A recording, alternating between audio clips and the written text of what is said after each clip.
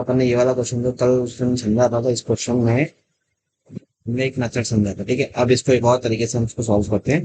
Basically देखो, अगर ये 7 इंटू 11 इंटू 13 प्लस 13 है, ठीक है, तो इस टाइप के क्वेश्चन देंगे मैं हर एक नंबर कॉमन में, तो हमको इसको बेसिकली ये प्रूफ करना हो कि ये जो नंबर है ये कंपोजिट नंबर है। ठीक है, कंपोजिट नंबर प्रूफ करने के लिए हमें क्या करना पड़ेगा, इसमें से देखो इन दोनों नंबर में से हम 13 कॉमन निकाल सकते हैं। ठीक है, तो अगर हमने यहाँ से 13 कॉमन निकाला तो अंदर क्या बचेगा, 7 इंटू 11 प्लस 1। तो एक तो इस पूरे नंबर का एक फैक्टर होगा तुम्हारा 13। ठीक है, एक 1 तो इसका फैक्टर होगा ही। इस पूरे नंबर का देखो, ये नंबर पूरा 1 से डिवाइड हो जाएगा। ठीक है, अब 13 मल्टीपल में आ गया, 13 से डिवाइड हो जाएगा। ठीक है, और इसके बाद ये जो नंबर आएगा इस ब्रैकेट के अंदर जो है 7 इंटू 11 प्लस 1, मतलब कि 7 से 78। तो ये भी इसका एक फैक्टर हो गया। ठीक है, तो मतलब बेसिकली कितने फैक्टर हो गए इसके, 3 फैक्टर्स हो गए। और जिस भी नंबर के 2 से ज्यादा फैक्टर्स होते हैं दैट इज कंपोजिट नंबर, और हमको इसमें यही प्रूफ करना था कि कंपोजिट नंबर है, हेंस प्रूफ्ड। तो एक और ये मेथड है इसको प्रूफ करने का, and that is little easy method. तो इसको फॉलो करना और इसका नेक्स्ट पार्ट सॉल्व करेंगे, ये वाला क्वेश्चन। सेम मेथड है, 5 कॉमन निकाल के 3 फैक्टर बना के प्रूफ कर देना और स्टेटमेंट डाल देना, the number which has more than 3 factors is composite, once proof। Next exercise चलते हैं। अब ये जो नेक्स्ट एक्सरसाइज है इसमें हमें रैशनल और इरैशनल नंबर प्रूफ करना है। ठीक है, तो पहली थ्योरम इसमें ये है कि let p be a prime number if p divides a square then p divides a where a is a positive integer। ठीक है, इसका मतलब ये कहना चाह रहा है कि जब p अगर कोई प्राइम नंबर है और अगर p जो है वो a स्क्वायर को डिवाइड कर रहा है, ठीक है, तो p जो है वो a को भी डिवाइड कर देगा। तो अगर इसमें एक एग्जांपल लूं, बेसिकली अगर p को मैंने लिया 2 और a को मैंने लिया 6 का स्क्वायर, ठीक है, तो 6 का स्क्वायर तो 36, तो जो 2 है वो 36 को डिवाइड कर रहा है, और थ्योरम के अकॉर्डिंग ये जो 2 है वो 6 को भी डिवाइड करेगा। तो ये थ्योरम है।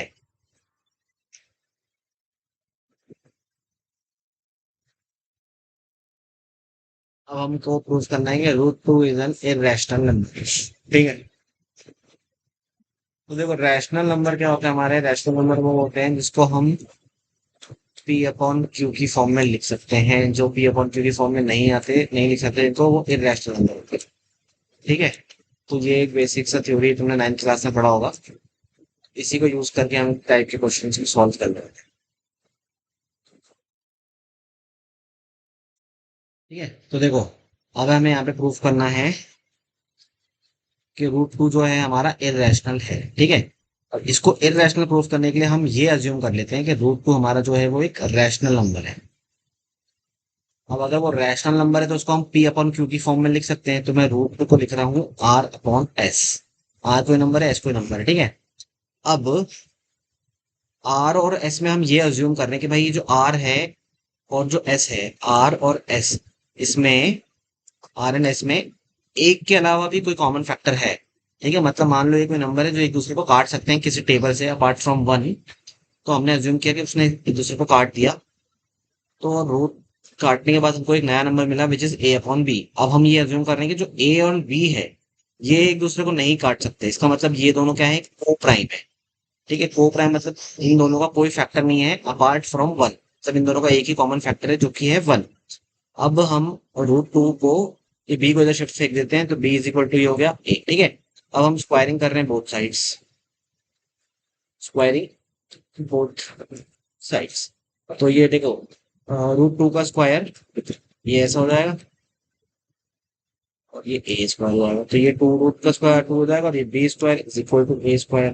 ठीक है, अब हमने ऊपर थ्योरम में पढ़ा था कि देखो ये जो 2 है ये ए स्क्वायर को डिवाइड कर रहा है बेसिकली, मतलब कि 2 ए का 2 basically 2 is a factor of a square. तो जो 2 है is also a factor of a, ऊपर वाली थ्योरम के अकॉर्डिंग। ठीक है, इसका एक फैक्टर हो गया। तो इसका मतलब मैं इसको ऐसे लिख सकता हूँ क्या, ए इज इक्वल टू 2 इंटू सी क्या है, कोई नंबर जिसको हम 2 से इंटू करेंगे तो हमारा ए बन जाएगा, क्योंकि जो ए है वो 2 का मल्टीपल है ना, जो ए है वो 2 का मल्टीपल है, मतलब 2 इज द फैक्टर ऑफ ए, मतलब ए को हम 2 इंटू समथिंग लिख सकते हैं। अब ये वैल्यू उठा के मैं वापस से इस इक्वेशन 1 में पुट कर, तो क्या हो जाएगा हमारा, 2b² is equal to a square था तो 2c² हो जाएगा, ये 2b² इज इक्वल टू हो जाएगा 4c²। ठीक है, ये 2 से 2 कट जाएगा, क्या होगा, b² is equal to 2c²। अब देखो सेम इक्वेशन बन गई। अब मैं ये कह सकता हूँ कि 2 जो है वो b² को डिवाइड कर रहा है, 2 is the factor of b², तो मतलब 2 इज द फैक्टर ऑफ,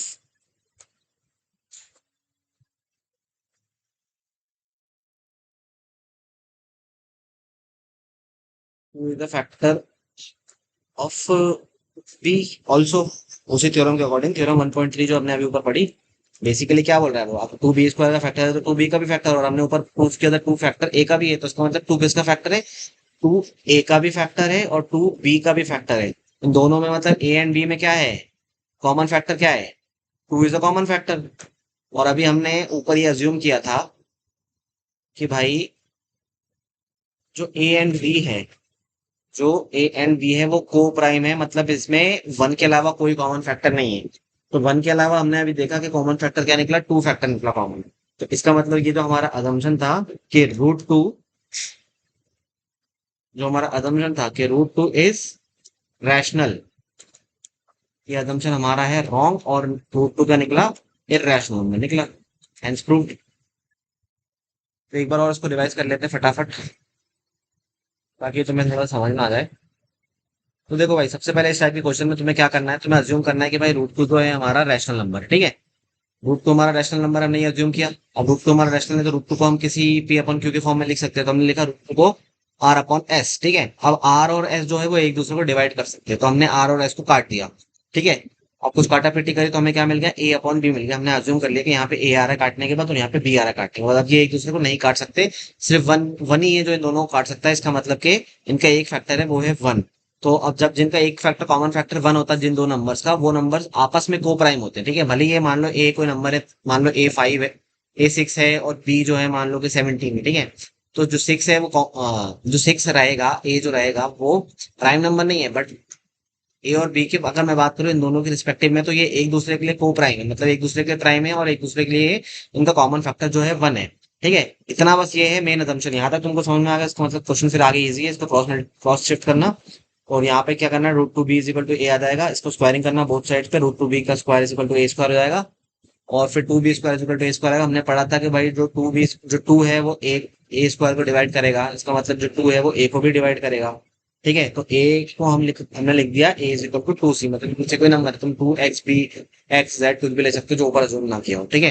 तो a is equal to 2c आ गया, ये हमारा, हमको ये पता चलेगा कि a का जो फैक्टर है वो 2 है, ठीक है। इसके बाद हम क्या करेंगे, अब ये a की वैल्यू उठा के हमने इस इक्वेशन 1 में पुट कर दी, ठीक है। यहाँ राइट साइड में जब हमने a की वैल्यू राइट साइड में पुट करी तो क्या है, 2b² is equal to 2c का स्क्वायर, और हमने इसको सॉल्व किया, 2b² इज इक्वल टू 2 का स्क्वायर 4 और c का स्क्वायर c², 2 से 2 काट दिया तो क्या बचा, b² is equal to 2c²। यहाँ पे भी सिमिलर इक्वेशन बन गई जो हमको पहले मिली थी कि b² is equal to 2c का स्क्वायर। इसका मतलब जो b² है वो बेसिकली c b² मतलब जो 2 है वो b² का भी फैक्टर है, तो इसका मतलब 2 जो है वो b का फैक्टर भी निकलेगा, ठीक है। अब देखो जो 2 है वो is the factor of b यहाँ भी मिल गया, और 2 is the factor of a यहाँ भी मिल गया था, ठीक है। मतलब कि हमने ऊपर क्या अज्यूम किया था, a एंड b आर को प्राइम, बट एक्चुअली में क्या निकला, को प्राइम मतलब इनका 1 के अलावा कोई फैक्टर नहीं है, बट इन दोनों में एक फैक्टर कॉमन है विच इज 2।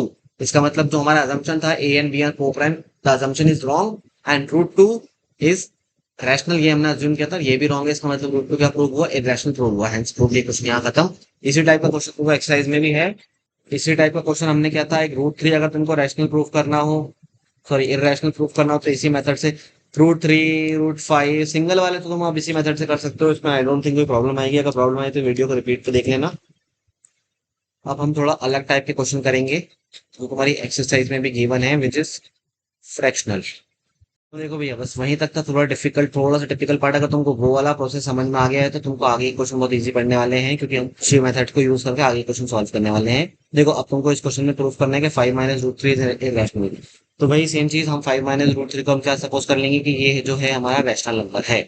अब 5 - √3 अगर रैशनल है तो मैं 5 - 3 को A/B की फॉर्म में लिख सकता हूँ। ठीक है, 5 - √3 को हमने A/B लिखा। तो अब मैं इसको अगर √3 को एक तरफ कर देता हूँ, नंबर्स को एक तरफ कर देता हूँ, तो मैंने 5, ये A/B इधर आ जाएगा, तो ये माइनस का A/B हो जाएगा, और ये +√3 था तो इधर जाकर क्या हो जाएगा, पॉजिटिव। -√3 इधर जाके पॉजिटिव √3 हो जाएगा। ठीक है, अब अगर तुम यहाँ पे देखोगे left hand side of the question, ठीक है, एलएचएस ऑफ द क्वेश्चन, 5 तुम्हारा रैशनल है क्योंकि 5 को हम 5/1 लिख सकते हैं, P/Q की फॉर्म में लिख सकते हैं, तो 5 is a rational number, it is proof. ठीक है, माइनस A/B, A/B हमारा ऑलरेडी रैशनल नंबर होता है, क्योंकि देखो किसी भी नंबर को हम P/Q यानी कि फ्रैक्शन में लिख सकते हैं, तो which is the rational number, तो A/B इज ऑल्सो। तो जो दो रैशनल नंबर सब्ट्रैक्ट होंगे आपस में तब भी हमें रैशनल नंबर मिलेगा। ठीक है, या तो ये लिखना, और या फिर इसका तुम एलसीएम ले लोगे तो ये 5B - A/B आ जाएगा, which is also an rational number. तो भैया इसके हिसाब से अगर तुम्हारा left hand side rational number है तो तुम्हारा राइट हैंड साइड भी तो रैशनल नंबर होना चाहिए। राइट हैंड साइड भी तो रैशनल नंबर होना चाहिए ना, है कि नहीं? अगर बीच में इक्वल टू लगाए तो जो लेफ्ट हैंड साइड है वो राइट हैंड साइड के बराबर होना चाहिए, तो लेफ्ट हैंड साइड अगर रैशनल है तो right hand side will also be rational number. But हमने ऊपर प्रूफ किया कि √3 इज एन इररेशनल नंबर। हमने ऊपर ही प्रूफ किया कि भाई जो √3 है हमारा इररेशनल है। तो इसका मतलब क्या है कि जो हमारा अजम्पशन है, ये कॉन्ट्राडिक्शन क्यों आ रहा है, लेफ्ट हैंड राइट का गड़बड़ क्यों आ रहा है? क्योंकि भैया हमने ऊपर जो अज्यूम किया है, क्या अज्यूम किया हमने? हमने ये अज्यूम किया कि 5 - √3 इज आर रैशनल, और ये जो अजम्पशन था हमारा ये गलत था, दैट इज वाई जो हमारा आंसर आ रहा है कॉन्ट्राडिक्ट कर रहा है। इसका मतलब क्या हुआ कि 5 - √3 इज एन इररेशनल नंबर। ठीक है, 5 - √3 इज एन इररेशनल नंबर। अब यही मेथड को फॉलो करके तुम किसी भी क्वेश्चन को सॉल्व कर सकते हो, बस हमको नंबर √3 √2 इन सब के नंबर इन सब वाले क्वेश्चन को ऊपर वाले मेथड से सॉल्व करना है, जो हमने पिछली पार्ट में पढ़ा। ठीक है, तो जब ये क्वेश्चन एग्जाम में आए, अगर ये एग्जाम में तुमको सिर्फ या टेस्ट में तुमको सिर्फ इतना ही क्वेश्चन दे रहा है, show that 5 - √3 is N irrational, तो इस क्वेश्चन को कैसे सॉल्व करोगे तुम? तुमको पहले यहां तक सॉल्व करना है, इसके बाद इस क्वेश्चन को यहां लीव करके तुमको प्रूव करना है कि √3 जो है तुम्हारा इररेशनल है। अब √3 को इररेशनल प्रूव करने के लिए क्या करना, तुम √3 को अज्यूम कर लेना P/Q, या मान लो X/Y अज्यूम कर लेना। ठीक है, फिर वही सेम चीज के एक्स और वाई के कुछ कॉमन फैक्टर है, काटने पीटने के बाद ये बन जाएगा तुम्हारा P/Q। ठीक है, P/Q क्या होना चाहिए? P/Q और Q प्राइम होना चाहिए। मैं पुराना वाला पार्ट रिवाइज करवा रहा हूँ। P/Q को प्राइम होना चाहिए, फिर इसको √3 Q is equal to P shift करके दोनों तरफ स्क्वायर मार देना। स्क्वायर मारोगे तो क्या आ जाएगा? 3Q square is equal to P square. ठीक है, अब इसमें क्या आ रहा है कि जो भाई 3 जो है तुम्हारा P स्क्वायर का, 3 is a factor of P square, तो 3 is a factor of P also. तो P को मैं क्या लिख सकता हूँ? इज इक्वल टू 3C लिख सकता हूँ। इसको नाम दे देना इक्वेशन 1, ये वैल्यू उठा के यहाँ पे रख देना, क्या आ जाएगा तुम्हारा? 3Q square is equal to P की जगह 3C स्क्वायर रख देना। ठीक है, यहाँ रखना 3Q square is equal to 9C square. 3 से 3 काट दोगे तो यहाँ 3 आ जाएगा। Q square is equal to 3C square आ गया। ठीक है, अब सेम चीज भाई, Q is equal to 3C square है, Q square is a factor of 3C square, is a factor of 3, so Q is a factor of 3 also. Sorry, 3 is a factor of 2. 3 is a factor of Q। ऊपर भी statement को उल्टा लिख देना कि 3 is a factor of Q square. ठीक है, अब तो मैं इसको Q को क्या लिख सकता हूँ? मैं Q को लिख सकता हूँ 3Z ले लूँ। ठीक है, अब तुम यहाँ पे देखो P और Q के दोनों में क्या है? P is equal to 3C, Q is equal to 3Z, दोनों 3 के फैक्टर है। और हमारा स्टार्टिंग में मेंशन था कि P एंड Q आर को प्राइम मतलब इसका भाई एक से ज्यादा कोई कॉमन फैक्टर हो नहीं सकता, पर हमारे पास एक और कॉमन फैक्टर निकल गया which is 3, hence our assumption is wrong. हमारा assumption क्या था कि √3 इज एन इरेशनल नंबर, वो assumption हमारा रॉन्ग है, तो √3 इज एन इरेशनल नंबर। अगर √3 यहाँ पे इरेशनल प्रूव हो गया तो भाई ऊपर वाले पार्ट में क्या हो गया तुम्हारा, यहाँ पे भी ये वाला इक्वेशन भी खत्म। इस टाइप से सारे क्वेश्चन हैं, ये कर लेना, ये पूरी एक्सरसाइज यहाँ पे फिनिश होती है। कोई डाउट हो तो कमेंट कर देना, और इस टाइप क्वेश्चन को फॉलो कर लो for more content. Thank you.